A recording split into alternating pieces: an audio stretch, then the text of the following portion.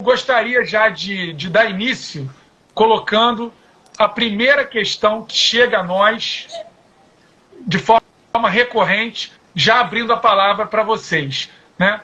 Então, a primeira questão é o seguinte: ao que se deve esse crescimento exacerbado das práticas antiéticas, mercantilistas e predatórias no mercado veterinário ao longo dos últimos anos? A questão do aumento dessas práticas mercantilistas e da competição predatória, as causas, né, o que iniciou isso, primeiro a quantidade de profissionais no mercado, quantidade enorme, e dentro do mercado saturado, algumas elas tentam levar vantagem de alguma forma.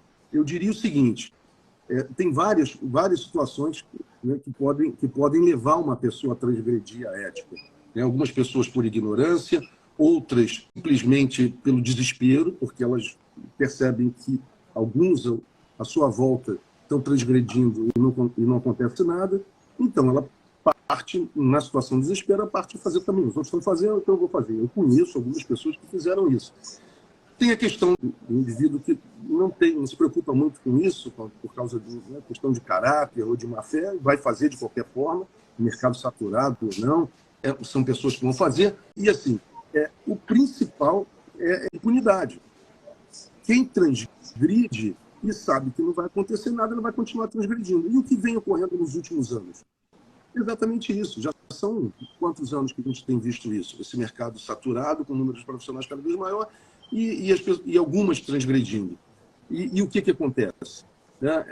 O que nós temos ouvido é que os processos éticos, eles até são, por vezes, eles são abertos, existem as denúncias, eles são abertos, né? Tem a comprovação de panfletos, ou vídeos, ou situações que são degradantes da nossa profissão, e não acontece nada porque os processos eles ficam parados. São alguns milhares de processos parados.